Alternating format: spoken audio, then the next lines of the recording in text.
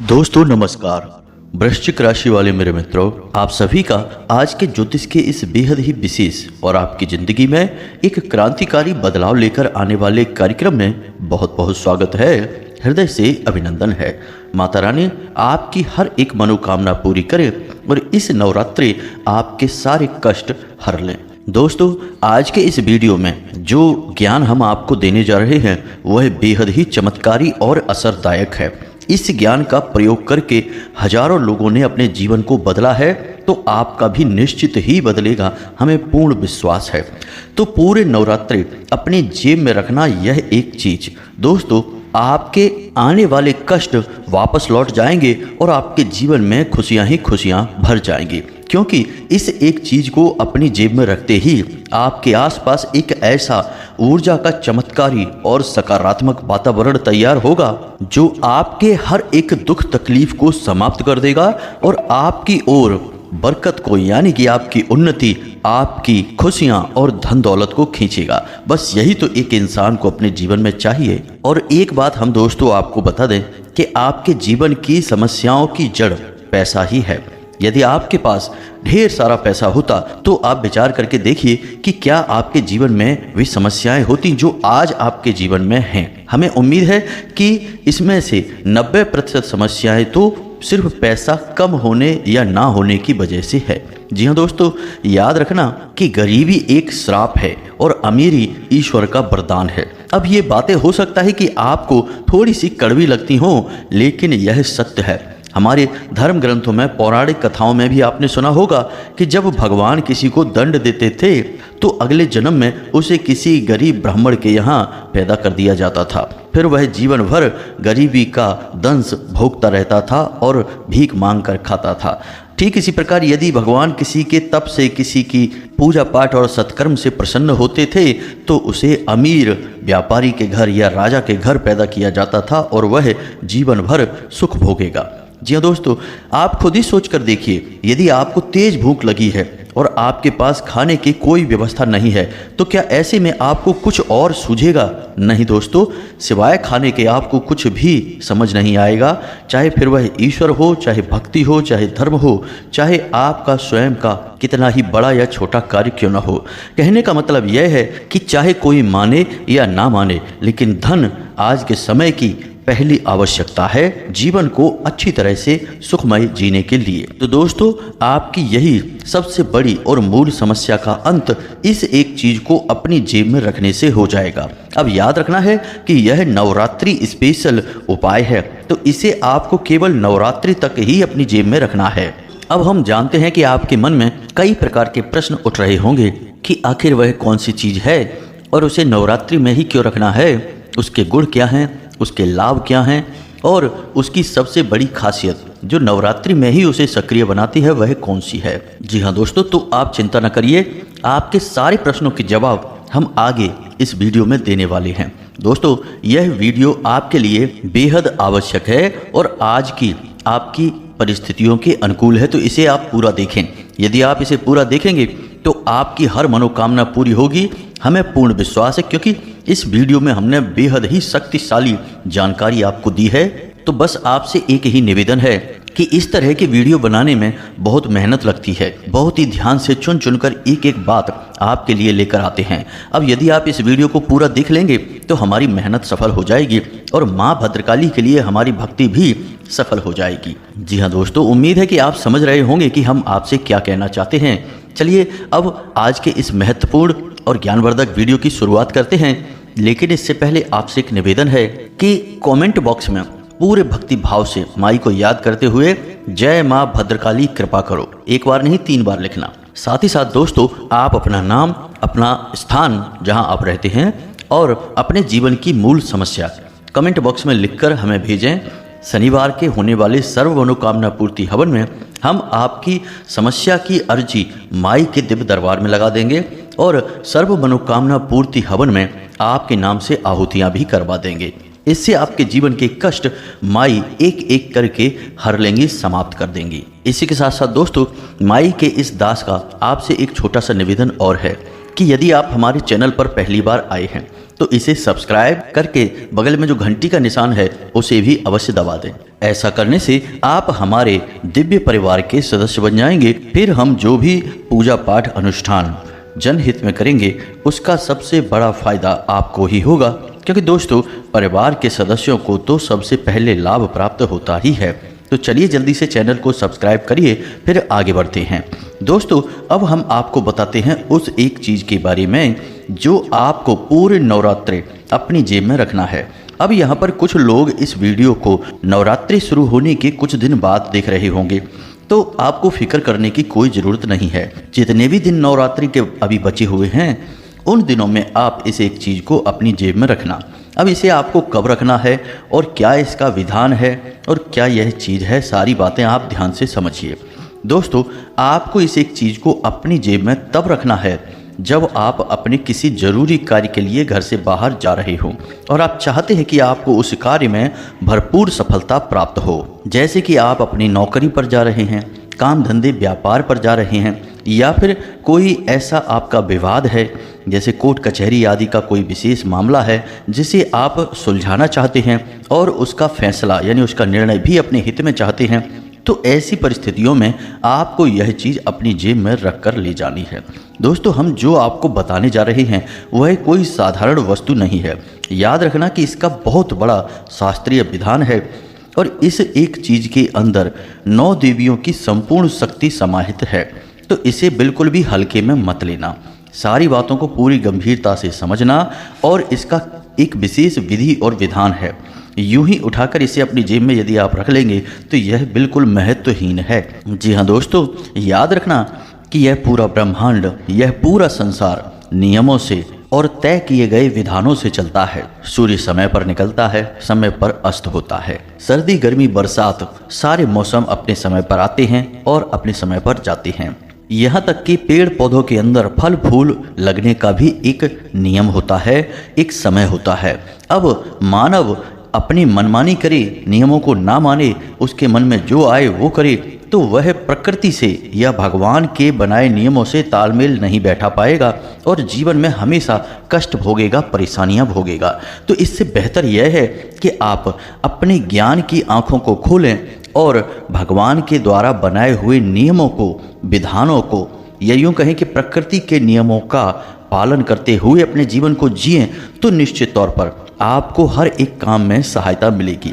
दोस्तों यह बिल्कुल वैसा ही है कि आप नदी की तेज धारा में यदि विपरीत दिशा में तैरने की कोशिश करोगे तो आप बहुत मेहनत करोगे, तब आपको बहुत ही कम फल प्राप्त होगा। यहाँ तक कि आपको धारा में एक जगह पर ठहरने में भी बहुत अधिक मेहनत और प्रयास करना पड़ेगा, क्योंकि पानी का संपूर्ण बल आपको दूसरी ओर ढकेलने में लग रहा है। ठीक इसके विपरीत यदि आप धारा के अनुकूल बहना शुरू कर दें तो आपको कोई भी बल नहीं लगाना होगा। जरा सी ताकत लगाते ही आप किसी भी दिशा में जा सकते हैं, किसी भी किनारे पर जा सकते हैं और आपका जीवन बहुत ही सरल हो जाएगा। तो क्यों ना हम अपने जीवन को नदी की धारा के अनुकूल ही बहाने की कोशिश करें, तो हमारा जीवन आसान रहेगा। हमें बिना मतलब की मेहनत, बिना मतलब की मानसिक तनाव और परेशानियां बिल्कुल भी प्राप्त नहीं होंगी।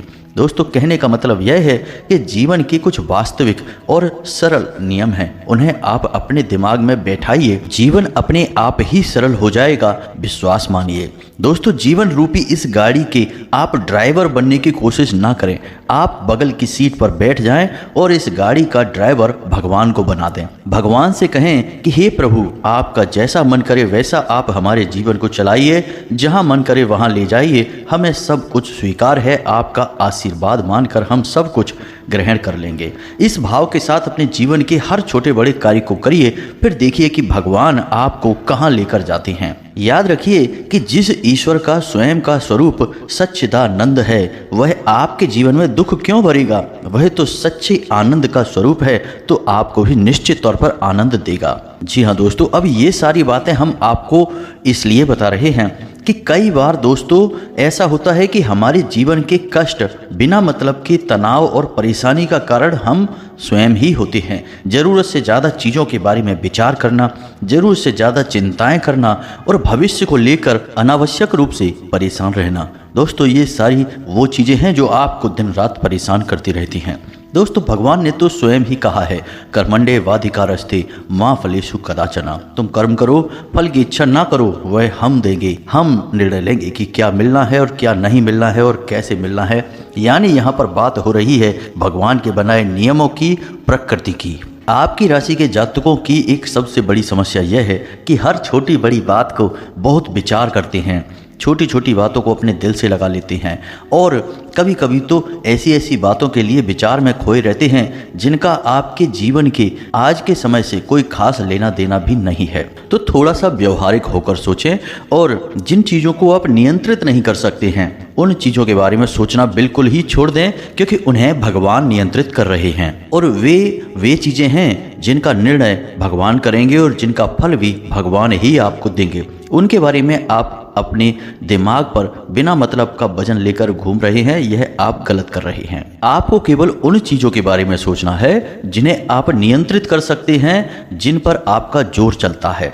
बस उन चीज़ों पर आप कार्य करिए, बाकी सब कुछ अपने आप ठीक होने लगेगा। बिना मतलब की चिंताएं नहीं करनी है, केवल आज और कल के बारे में आपको विचार करना है। यदि आपका आज सुंदर होगा तो आपका कल अपने आप बहुत ही शक्तिशाली और खूबसूरत हो जाएगा। जी हाँ दोस्तों, क्योंकि यही आज तो कल आपका कल बनने वाला है और नए भविष्य का भी निर्माण करने वाला है। जी हाँ दोस्तों, इन सब बातों को हम आपको इसलिए बता रहे हैं क्योंकि हमारे जीवन में आने वाली जितनी भी समस्याएं हैं वे सारी ग्रहों की देन नहीं होती, भूत प्रेतों की वजह से नहीं होती या फिर भगवान की वजह से नहीं होती हैं। इन सारी समस्याओं की जड़ कहीं ना कहीं किसी न किसी प्रकार से हमसे ही जुड़ी होती हैं। हम ही जरूर से ज़्यादा चीज़ों को बढ़ावा दे देते हैं और बाद में फिर हम ही फंस जाते हैं। हमारा हाल बिल्कुल वैसा ही है जैसा कि एक मकड़ी जाल बुनती है दूसरों को फंसाने के लिए, लेकिन अपनी ही नादानियों की वजह से उस जाल में खुद ही उलझ कर रह जाती है। बस यही आज के मानव की सबसे बड़ी परेशानी है, अपने ही बनाए जाल में खुद उलझ चुका है। तो दोस्तों उम्मीद है कि आपको समझ में आ रहा होगा कि हम आपसे क्या कहना चाहते हैं। अब आप ध्यान से सुने। अब हम आपको वह शक्तिशाली और बेहद ही सकारात्मक चीज़ के बारे में बताने जा रहे हैं जो नौ देवियों की संपूर्ण शक्तियों को समाहित करके आपके पास स्थापित हो जाएगी। फिर आप जो भी जरूरी कार्य करने चलेंगे उस एक चीज़ को अपने पास रखेंगे। अब इसका नियम क्या है, विधि विधान क्या है और इसे कैसे प्रयोग करना है, यह बहुत ही आवश्यक है। जी हाँ दोस्तों, तो इसे पूरे ध्यान से सुने। इस कार्य के लिए आपको जिन चीजों की आवश्यकता है पहले उनके बारे में सुनिए। आपको प्रतिदिन एक पान का पत्ता चाहिए, लाल रंग का चंदन चाहिए, साथ ही साथ आपको लौंग का एक जोड़ा, एक इलायची और एक सुपारी, इन चीजों की आपको आवश्यकता रहेगी। साथ ही साथ आपको लाल रंग का एक धागा भी चाहिए जिसे हम मौली भी कहते हैं। तो इन चीजों की आपको आवश्यकता है। अब यह कार्य शुरू कैसे करना है ध्यान से समझिए। इस कार्य को करते समय आपको एक मंत्र की भी आवश्यकता रहेगी। यह कोई साधारण मंत्र नहीं है, इस एक मंत्र का ही सारा खेल है। तो इस मंत्र को ध्यान से समझ लें। आपके मोबाइल की स्क्रीन पर भी यह मंत्र दिखाई देगा और हम आपको बोलकर भी बता रहे हैं। मंत्र बहुत ही शक्तिशाली है, आपने इसके बारे में सुना भी अवश्य होगा। इसे नवाड़ मंत्र कहा जाता है। 9 अक्षरों से बना यह मंत्र हर एक शब्द के साथ माता की एक रूप का प्रतिबिंब या यूं कहें कि उनकी शक्ति लेकर चलता है। तो मंत्र ध्यान से सुने। ओम ऐं ह्लीं क्लीं चामुंडाय विच्चे। जी हाँ दोस्तों, ओम ऐं ह्लीं क्लीं चामुंडाय विच्चे। अब इसमें यह ओम हमने संपुट लगा दिया है, वैसे इस मंत्र के साथ ओम लगाया नहीं जाता है। ओम लगाने से यह दशाक्षरी मंत्र हो जाता है, लेकिन ओम एक संपुट है तो इसे गिना नहीं जाता है। इसे आप ओम के साथ बोले तो यह अत्यधिक फलदायी हो जाएगा। इसी के साथ साथ दोस्तों हम आपको बता दें कि देवी भागवत में स्पष्ट तौर पर इस बात का उल्लेख मिलता है कि इस नवाड़ मंत्र के जाप से, इसके सही प्रयोग से 9 ग्रहों की भी संपूर्ण समस्याएं समाप्त हो जाती हैं। फिर चाहे ग्रह उच्च का हो, नीच का हो या वक्री हो या किसी भी अन्य प्रकार से आपको कष्ट पहुंचा रहा हो, इस मंत्र के उच्चारण से आपके आसपास रक्षा कवच निर्मित होगा, जिससे फिर वह आपको पीड़ा देना बंद कर देगा। जी हाँ दोस्तों, यह है इस एक मंत्र की महाशक्ति। तो अब इसे आपको कैसे प्रयोग करना है ध्यान से समझिए। तो आपको नवरात्रि के किसी भी दिन रात्रि के समय यह प्रयोग करना है। अब रात्रि को 9 बजे और 11 बजे के बीच में आप इस प्रयोग को करेंगे। तो ध्यान से समझिए, आपको पूरे विधि विधान के साथ दुर्गे माँ की फोटो के सामने गाय के घी से बना एक दीपक जलाना है, प्रसाद चढ़ाना है, लाल पुष्प चढ़ाने हैं और पूरे भाव के साथ इस मंत्र का रुद्राक्ष की माला के साथ एक माला जाप करना है, यानी 108 उच्चारण करने हैं। मंत्र को शुद्ध तरीके से ही उच्चारण करें, जल्दबाजी बिल्कुल ना करें दोस्तों। इस पान के पत्ते को जो आपने लिया है इस प्रयोग के लिए, इस पान के पत्ते पर भी आपको लाल चंदन से इस मंत्र को स्पष्ट तौर पर लिख देना है। पान के पूरे पत्ते पर जहां जहां जगह है सब जगह इस मंत्र को आप लिख दें। कोशिश करें कि छोटे छोटे अक्षरों से लिखें और 3 बार या 6 बार या 9 बार इन्हीं अंकों में इस मंत्र को लिखें। अब आपने जब इस मंत्र को पान के इस पत्ते पर लिख दिया है तो अब आपको इसके ऊपर लौंग का एक जोड़ा रखना है, एक इलायची रखनी है और एक सुपारी रखनी है। जी हाँ दोस्तों, और इसे माँ दुर्गे की फोटो के सामने रख देना है, यानी उनके चरणों में समर्पित कर देना है। और आप अपना जो जाप करेंगे उस जाप को करते समय आपको अपने मन में यह ख्याल लाना है कि हे माँ, हम बहुत ही कष्टों से पीड़ित हैं और आपकी कृपा चाहते हैं। तो आप अपनी संपूर्ण शक्तियाँ इस चीज में, इस सामग्री में समाहित कर दें ताकि यह आपके आसपास एक ऊर्जा का घेरा बना सके, आपके कार्य सिद्ध हो सके। ऐसी मन में कामना करते हुए मंत्र का आप जाप करें। उसके बाद आप रात भर के लिए इस सामग्री को माई के चरणों में रखा छोड़ दें। अगले दिन आप सुबह नहा धोकर स्नान आदि करने के बाद अपने पूजा घर में जाएं और इस सामग्री को माई के सामने से उठाएं और किसी लाल रंग के कोरे साफ स्वच्छ कपड़े में इसे लपेटकर लाल धागे से लपेट लें। याद रखें कि धागे में गांठ ना लगाएं, गांठ लगाना शुभ नहीं माना जाता है। लपेट लें। संपूर्ण सामग्री पान के पत्ते के अंदर है। पान के पत्ते पर नवाड़ मंत्र अंकित किया गया है और आपने इसे लपेटकर एक छोटी सी पोटली बना ली है। अब इसे आप अपने पास रख लें। जी हाँ दोस्तों, इसे कहीं भी रखें, बस अपने शरीर से चिपका कर रखें। आप इसे अपनी भुजा पर बांध सकते हैं, अपनी शर्ट की जेब में रख सकते हैं। जो भी आप वस्त्र पहनते, कुर्ता पहनते हैं तो कुर्ते की जेब में रख सकते हैं। याद रखें कि इसे पैंट की यानी कमर से निचले अंग पर पहने जाने वस्त्रों की जेब में नहीं रखना है, इससे यह अपवित्र हो सकता है। तो आप इसे ऊपर पहने जाने वाले वस्त्रों की जेब में रखेंगे। यह हर वक्त आपके शरीर से चिपका रहेगा। दिन भर जब आप घर से बाहर रहेंगे, अपने कार्यों में रहेंगे, जरूरी कार्यों में व्यस्त रहेंगे, यह एक चीज आपके पास रहेगी। आप जिस दिन से इसे अपने पास रखना शुरू करेंगे आपको बहुत अंतर महसूस होने लगेगा, यानी आपके आसपास ऊर्जा सकारात्मक होने लगेगी। जो लोग आपके विरोध में रहते थे वे अचानक आपके पक्ष में आ जाएंगे, आपका समर्थन करने लगेंगे। आपके जो कट्टर शत्रु हैं, जो आपका भला देख नहीं सकते हैं, वे तुरंत आपसे दूर हो जाएंगे और अपनी जीवन में व्यस्त हो जाएंगे, अपनी परेशानियों में उलझ कर रह जाएंगे। आपके बारे में उनके मन में ख्याल तक नहीं आएगा। और सबसे बड़ी बात कि रुपए पैसे से जुड़ी आपकी हर एक प्रकार की समस्या समाप्त होने लगेगी। पैसे का एक सही फ्लो आपके जीवन में बनने लगेगा और आप जो भी पैसा कमाएंगे वह रुकने लगेगा। बस यही तो हर इंसान चाहता है कि उसकी मेहनत की कमाई उसे पूरी मिले और जो वह कमा कर लाता है वह उसे बचा भी सके। ये नहीं कि यहाँ से कमा कर लाए और वहाँ से पूरा पैसा चला गया, किसी फिजूल खर्ची में, बीमारी में, कोर्ट कचहरी में या किसी अन्य प्रकार की परेशानी में पूरा पैसा चला गया, तब दुख होता है। तो ऐसा नहीं होगा दोस्तों। अब जब आपने दिन भर इस सामग्री को अपने पास रखा है तो अब शाम के समय इसका क्या करना है इसे भी आप समझ लीजिए, क्योंकि यह भी विधान नियम का ही हिस्सा है। तो जब शाम का समय हो गया तो इस एक चीज ने आपके जीवन की संपूर्ण नकारात्मकता को सोख लिया है और आपके जीवन को नई ऊर्जा से भर दिया है। अब यह निर्माल्य हो चुका है, यानी कि मृत हो चुका है। तो अब आपको इसे विसर्जित करना होगा। अब विसर्जित करने का एक विधान है। पहला यह है कि आप इसे बहते हुए जल में प्रवाहित करें। दूसरा यह है कि आप इसे किसी पवित्र पेड़ या पौधे की जड़ में गाड़ दें, यानी मिट्टी थोड़ी सी खोदें और उसके नीचे इसे अच्छी तरह से दबा दें। तो अब आप अपनी सुविधा के अनुसार देख लें कि जहाँ भी आपको सही लगे। मान लो कि आपके घर की छत पर ही पवित्र पौधे लगे हैं, जैसे केले का पौधा है, तुलसी का पौधा है या फिर कोई अन्य प्रकार का पवित्र पौधा है, समी पत्र वगैरह। तो आप उनके नीचे जो मिट्टी है उसे थोड़ा सा खोदें और उसमें इस सामग्री को गाड़ दें। याद रखें कपड़े को नहीं गाड़ना है, क्योंकि कपड़ा धुलने के बाद पुनः पवित्र हो जाता है। तो आप कपड़े को बार बार लगातार प्रयोग करते रह सकते हैं। अंदर की सामग्री को आपको वहां पर रख देना है, गाड़ देना है। अब किसी का प्रश्न होगा कि हमारे पास इनमें से कोई व्यवस्था नहीं है, तो आप एक काम करें कि इस पूर्ण सामग्री को प्रतिदिन आप एक थैली में इकट्ठा करें और अपने घर की छत पर किसी कोने में रखते चलें।